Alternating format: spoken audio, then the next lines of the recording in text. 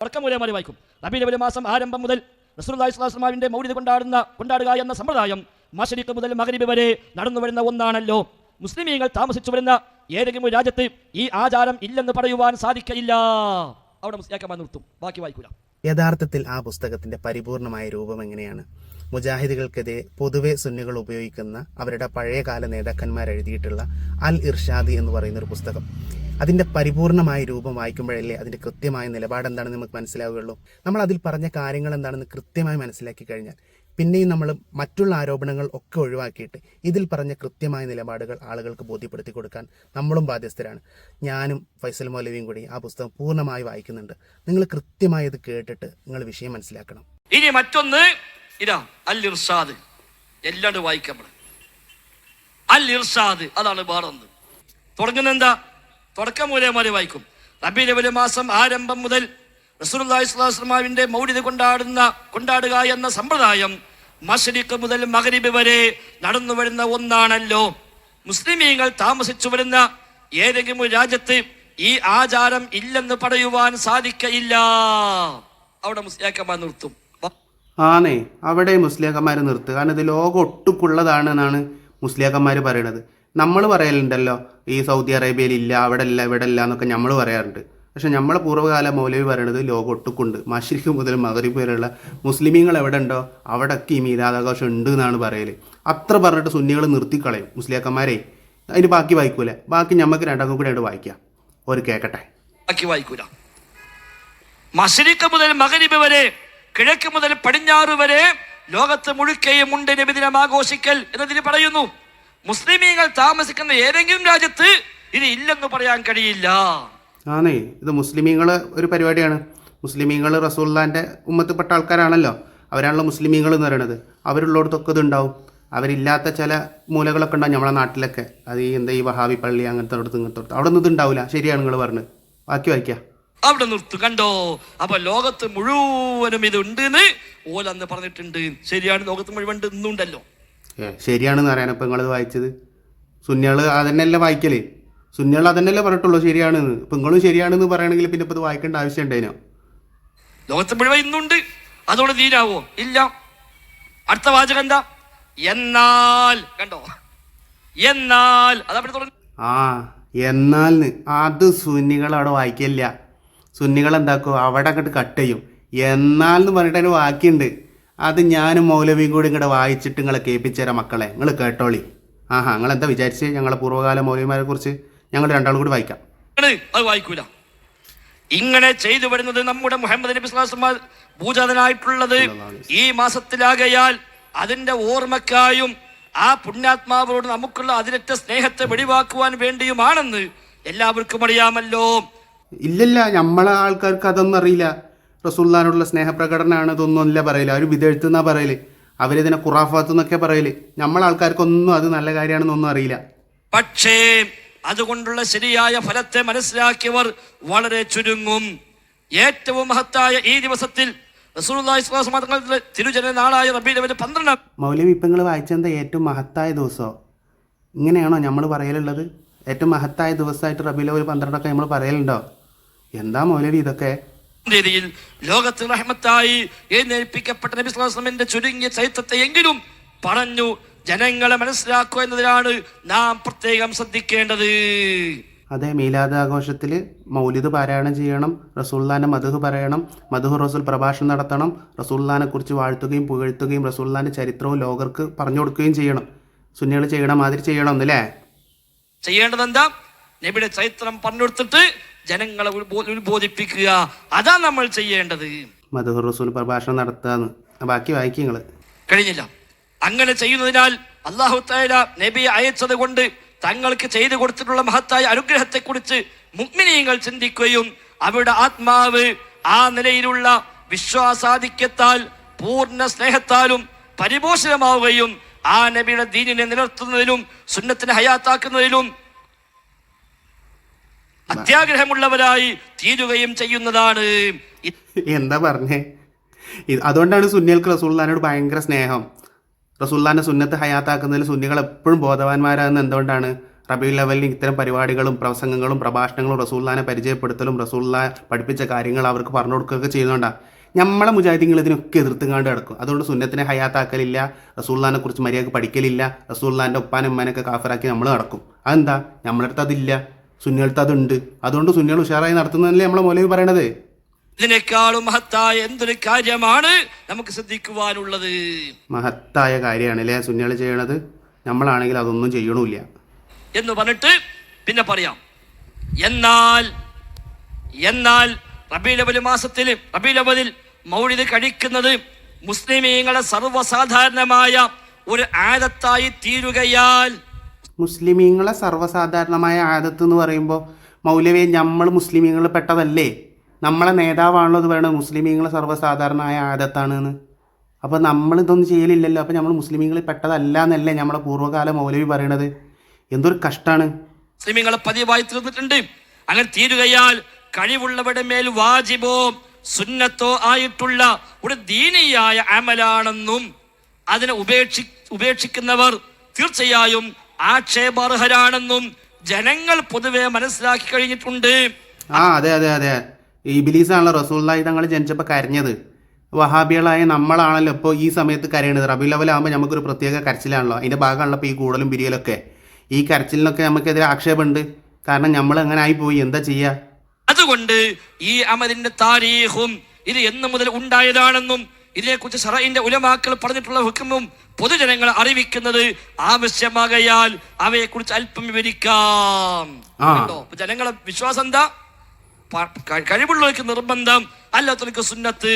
അതുകൊണ്ട് ആളുകളെ ബോധിപ്പിക്കേണ്ട ആവശ്യമുണ്ട്. അതായത് എന്നുണ്ടായി, എവിടുന്നുണ്ടായി, പണ്ഡിതന്മാർ വിധി എന്തു പറഞ്ഞു എന്ന് പറയൽ ബാധ്യതയാണ്. തീർച്ചയായും ബാധ്യതയാണ്. നമുക്ക് തന്നെ അത് പറഞ്ഞു കൊടുക്കുക. ആൾക്കാർ അന്തമുള്ളവരുണ്ടാവുമല്ലോ, അവർ കാര്യങ്ങളൊക്കെ മനസ്സിലാക്കട്ടെ. എന്താണ് ഒന്ന് താരീഖുൽ മൗലിദ്, ഇതിന് ചരിത്രം. ഈ ആചാരം ഹിജ്റ 6-ാം നൂറ്റാണ്ട് അവസാനത്തിലോ 7-ാം നൂറ്റാണ്ട് ആദ്യത്തിലോ മൂസൽ സംസ്ഥാനത്തിൽ ഒരു പ്രധാന പട്ടണമായ ഇർബദിലെ രാജാവായിരുന്ന അൽ മലിക്കുൽ മുഅല്ലം മുദഫറുദ്ദീൻ അബൂ സഈദ് ഇബ്ൻ അബിൽ ഹസൻ റഹിമഹുല്ലാ അവർകളാണ്. സ്റ്റോപ്പ് എന്തിപ്പോ നിങ്ങൾ പറഞ്ഞത്? മലിക്കുൽ മുദഫർ റഹിമഹുല്ലാ ഇങ്ങനെ പറയാൻ പാടുണ്ടോ നമ്മൾ? പടച്ച റബ്ബേ, അപ്പോൾ ഇത് ഷിയാക്കൾ തുടങ്ങിയതെന്നല്ലേ നമ്മൾ മൗലവി? നിങ്ങളൊക്കെ എത്ര വലിയ തൊള്ളയിൽ പ്രസംഗം നടത്തിയിട്ടുണ്ട് ഇത് ഷിയാക്കൾ തുടങ്ങിയതാണെന്ന്. ഷിയാക്കളെ പേരിൽ റഹിമഹുല്ലാ എന്നാണോ നമ്മൾ പറയൽ? എന്താണ് മൗലവി നിങ്ങളെ വിശ്വസിച്ചുകൊണ്ട് എത്ര ഈ സാധുക്കളായ കുഞ്ഞാടുകൾ ഇത് ഷിയാക്കളാണ് തുടങ്ങിയതെന്ന് ആ ബടായും വിശ്വസിച്ച് പോയി. അപ്പോൾ നിങ്ങളിപ്പോൾ പറയാം മലിക്കുൽ മുദഫർ റഹിമഹുല്ലാ, നമ്മൾ ഷിയാക്കളെ പേരിൽ റഹിമഹുല്ലാ എന്ന് പറയലുണ്ടോ? എൻ്റെ മൗലവി നിങ്ങളെന്ത് ബാക്കി ഏതായാലും ആദ്യമായി ഉണ്ടാക്കിയിട്ടുള്ളതെന്നാകുന്നു അറിയപ്പെട്ടത്. ചരിത്രം പറയാം. മുദഫർ രാജാവ് ഉണ്ടാക്കിയതാണ്.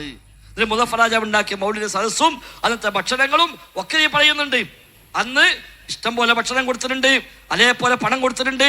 ഇതൊക്കെ പറഞ്ഞിട്ട് അന്ന് സംഗീതങ്ങൾ ഉണ്ടായിരുന്നു, സംഗീത ഗാനങ്ങൾ മുതലായ പല വിനോദങ്ങളും ഉണ്ടാകാറുണ്ടായിരുന്നു.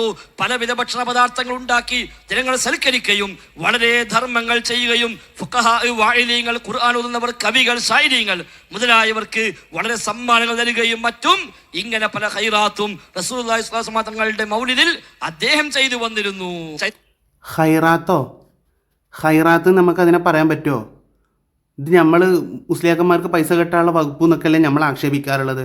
അപ്പോൾ ധർമ്മം ചെയ്തതും സ്വതക്ക കൊടുത്തതും ഫുഖഹാക്കൾക്കും ആലിമീങ്ങൾക്കൊക്കെ ധർമ്മം കൊടുത്തതിനൊക്കെ ഖൈറാത്ത് എന്നാണോ പറയൽ? നമ്മൾ സാധാരണ ഇതിന് ഈ തീറ്റക്കാരുണ്ടാക്കുന്നത് അങ്ങനെയൊക്കെ പറഞ്ഞ് ഭക്ഷണം കൊടുക്കുന്നതിനൊക്കെ എതിർക്കല്ലേ ചെയ്യുന്നത്. ഇതിൽ പറയുന്നത് ഖൈറാത്താണ് എന്ന്. നമ്മളെ പൂർവ്വകാല മൗലവിമാരെ നമ്മളെ പറ്റിച്ചു എന്നാണ് തോന്നണേ. പറയാം. അപ്പോൾ റസൂലുള്ളാഹി സ്വല്ലല്ലാഹു അലൈഹി വസല്ലം തങ്ങളുടെയും സ്വഹാബത്തിന്റെയും കാലത്താകട്ടെ ഏറ്റവും ഖൈറായ കാലമാണെന്ന് നബി തങ്ങൾ വെളിപ്പെടുത്തി പറഞ്ഞിരിക്കുന്ന 3 നൂറ്റാണ്ട് കഴിയുന്നതിന് മുമ്പ് എപ്പോഴെങ്കിലും ആകട്ടെ ഇസ്ലാം ലോകം മുഴുവനും ഐക്യകണ്ഠേന മുത്തലക്കായ മുജതഹിദീകളാണെന്ന് സമ്മതിച്ചിട്ടുള്ളവരും അഹ്ലുസുന്നത്തിന്റെ ഇമാമിയങ്ങളുമായ മഹാത്മാക്കളെ കാലത്താകട്ടെ റബീഉൽ അവ്വലിൽ പ്രത്യേകമായി മൗലിദ് കൊണ്ടാടുക എന്ന ഈ ആചാരം ഉണ്ടായിരുന്നേ ഇല്ല. അതെന്തായിരിക്കും മൗലവി? ഇപ്പോൾ നമ്മൾ റസൂലുള്ളാഹി തങ്ങൾ തന്നെ പഠിപ്പിച്ചില്ലേ, മൻ സന്ന ഫിൽ ഇസ്ലാമി സുന്നത്തൻ ഹസനത്ത് എന്നൊക്കെ പറഞ്ഞിട്ട് ആരെങ്കിലും നല്ല ചര്യ ദീനിൽ നിലനിർത്തി കഴിഞ്ഞാൽ ഓൻക്ക് അതിൻ്റെ കൂലിയും മറ്റുള്ള ആൾക്കാർ ചെയ്ത കൂലിയും കിട്ടും എന്നൊക്കെ പറഞ്ഞല്ലോ. അതുകൊണ്ടാണല്ലോ മലിക്കുൽ മുളഫറിൻ്റെ പേരിൽ നമ്മൾ റഹിമഹുല്ല എന്ന് പറഞ്ഞത്. റഹിമഹുല്ല നല്ല ചര്യ നിലനിർത്തുന്ന ആളായതുകൊണ്ടല്ലേ നമ്മളെ മൗലവിയും റഹിമഹുല്ല എന്ന് അദ്ദേഹത്തെ വാഴ്ത്തി പറഞ്ഞത്. അല്ലെങ്കിൽ ഇപ്പോൾ ഷിയാന്നല്ലേ പറയേണ്ടത് നിങ്ങളൊക്കെ പറയണമാതിരി. കണ്ടോ, നബിന്റെ കാലത്തില്ല, സഹാബയുടെ കാലത്തില്ല, താബിഈങ്ങളുടെ കാലത്തില്ല, മുജ്തഹിദീങ്ങളായ ഇമാമിങ്ങളുടെ കാലത്തില്ല, അഹ്ലു സുന്നത്തിന്റെ പണ്ഡിതന്മാരുടെ കാലത്തില്ല. അന്ന് എഴുതിച്ചതാ. എന്താണെന്നറിയോ, നബി സല്ലല്ലാഹു അലൈഹി വസല്ലമ തങ്ങളുടെ ഒരു ഹദീസ് ഉണ്ടല്ലോ, മൻ സന്ന ഫിൽ ഇസ്ലാമി സുന്നത്തൻ ഹസനത്ത് എന്നൊക്കെ പറഞ്ഞിട്ട് ആരെങ്കിലും ദീനിൽ ഒരു നല്ല കാര്യം നിലനിർത്തി കഴിഞ്ഞാൽ ഓൻക്ക് അതിൻ്റെ കൂലിയും മറ്റുള്ളവർ ചെയ്ത് അതിൻ്റെ കൂലിയും ഉണ്ടെന്നൊക്കെ. അതുകൊണ്ടാണല്ലോ ഇത് ഹൈറായ കാര്യമാണ് എന്ന് നമ്മളെ മൗലവി തന്നെ നേരത്തെ പറഞ്ഞത് നമ്മൾ വായിച്ചല്ലോ. അപ്പോൾ ഹൈറായ കാര്യമാണ് എന്നുള്ളത് കൊണ്ടാണ് മലിക്കുൽ മുളഫർ അത് തുടങ്ങിയതെന്നും നമ്മൾ അവർക്ക് റഹിമഹുല്ല എന്ന് പറഞ്ഞതും അതുകൊണ്ടാണ് ഇത് ബിദ്അത്തുൻ ഹസന എന്നൊക്കെ ഇപ്പോഴത്തെ മുസ്ലിയാക്കന്മാരും പറയണതൊന്നും നമുക്ക് ഏറെക്കുറെ തിരിഞ്ഞു വരുന്നുണ്ടല്ലോ. 936 വായിക്കണത് അന്ന് എഴുതി വെച്ചതാ. മുജാഹിദീൻ അന്നും ഇന്നും പറഞ്ഞ അത് തന്നെയാണ്. അന്ന് പോലിക്ക് കുഴപ്പമില്ലായിരുന്നു, ഇപ്പൊ കുഴപ്പമുണ്ടായിന്നല്ല. അന്ന് പറഞ്ഞ ഈ ലേഖനം അതേപോലെ ഇപ്പോഴും വായിക്കൊരു പ്രയാസമില്ല. എന്നാലേ അടുത്ത റബീഉൽ അവ്വൽ വരുമ്പോൾ നമുക്കെല്ലാവർക്കും കൂടി ഈ പറഞ്ഞപ്പോൾ വായിക്കുന്ന ഈ ഭാഗം ഉണ്ടല്ലോ, ഈ ഭാഗം മാത്രം പച്ച മലയാളത്തിൽ, ഇത് അറബി മലയാളത്തിലുള്ളത്, പച്ച മലയാളത്തിൽ ആൾക്കാർക്കിടയിൽ എന്താക്കണം, ഇതാണ് സലഫി ആദർശം, വിസ്ഡം ആദർശം, മുജാഹിദ് ആദർശം എന്ന് പറഞ്ഞിട്ട് വെള്ള പേപ്പറിൽ എഴുതുക. എന്നിട്ട് ജനങ്ങൾക്കിടയിൽ നമുക്ക് വിതരണം ചെയ്യുക. ഇനി ആരും നബിദിനം ആഘോഷിക്കാൻ പാടില്ല. ഇനി എല്ലാ റബീഉൽ അവ്വലും നിങ്ങൾ ഇത് മാത്രം പ്രിൻ്റ് എടുത്തിട്ട് ജനങ്ങൾക്കിടയിൽ വിതരണം ചെയ്യണം. ആൾക്കാർ പഠിക്കട്ടെ, ആരും ഇനി നബിദിനം ആഘോഷിക്കരുത്. നമുക്ക് നോക്കല്ലേ. ശേഷം പറയാം, ഇപ്പോൾ മശ്രിഖിലും മഗ്രിബിലുമുള്ള മുസ്ലിമീങ്ങൾ ഭൂരിപക്ഷവും ഈ മൗലിദ് കഴിക്കുക എന്നത് നല്ലതാണെന്ന് തീരുമാനിച്ചു കഴിഞ്ഞിരിക്കുന്നു. പള്ളികളിൽ വെച്ച് മൗലിദ് ഓതുവാനായി മശ്രിഖ് മുതൽ മഗ്രിബ് വരെയുള്ള എല്ലാ മുസ്ലിമീങ്ങളും ഇത് നല്ലതാണെന്ന് തീരുമാനിച്ചു കഴിഞ്ഞു അല്ലേ. ആ മുസ്ലിമീങ്ങളിൽ വഹാബി പെട്ടിട്ടില്ലല്ലോ. വഹാബി മുസ്ലിം അല്ല എന്നാണ് നിങ്ങളെ നേതാക്കന്മാരുടെ വിശ്വാസം. അതുകൊണ്ടായിരിക്കും നിങ്ങളെ കൂട്ടാഞ്ഞ് യോഗം കൂടുന്നു.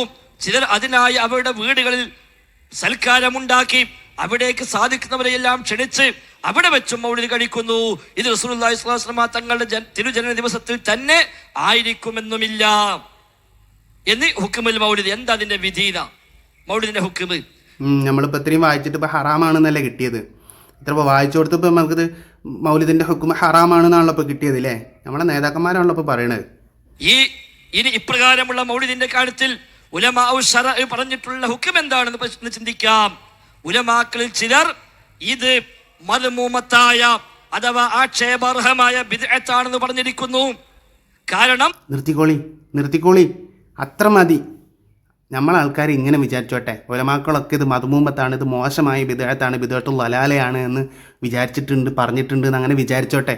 നിങ്ങൾ നിർത്തി. ഇനി വായിച്ചിട്ടുണ്ടെങ്കിൽ നമ്മൾ പെടും. ഇനി എങ്ങോട്ട് നിങ്ങൾ വായിക്കണത്? ഇത്രയും വായിച്ചിട്ട് നമ്മൾ വഷളായില്ലേ. ഇനി ബാക്കി വായിക്കാൻ നിങ്ങളെ പ്ലാന്?